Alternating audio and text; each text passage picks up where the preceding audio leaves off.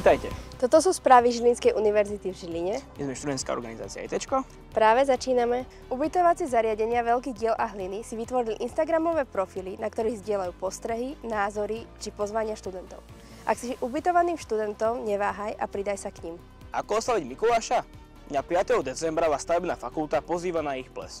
Koná sa v novej menze a predaj lístkov je už spustený.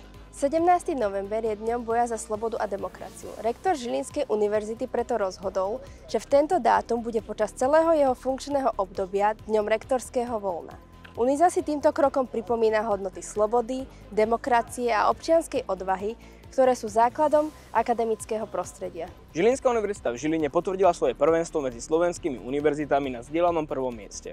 Rovnako tak potvrdila svoju pozíciu aj medzi medzinárodnými univerzitami.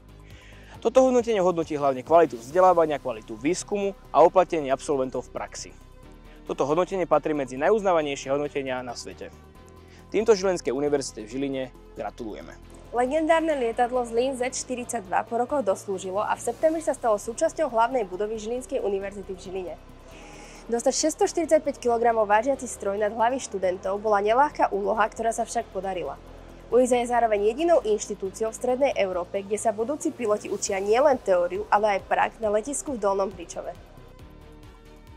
Pri príležitosti 50. výročia lietania na UNIZE vás katedra leteckej dopravy pozýva na ples, ktorý sa poniesie v duchu minulých čias. V tejto téme je určený aj dress code. Tešia sa na 28. novembra v Dome odborov v Žiline. Strojnícka fakulta vás srdečne pozýva na ples s romantickou tematikou Parížska noc, ktorý sa bude konať 4. decembra v Dome odborov v Žiline. Ústav telesnej výchovy a AC UNIZA organizujú v priebehu novembra pod záštitou rektora UNIZA športové dni.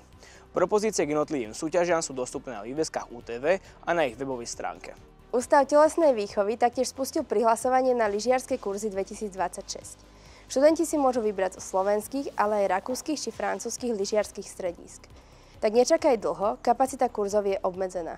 Toto bolo od nás UNIZY všetko. Vidíme sa pri ďalších správach a nezabúdajte na to hlavné. My sme ITčko.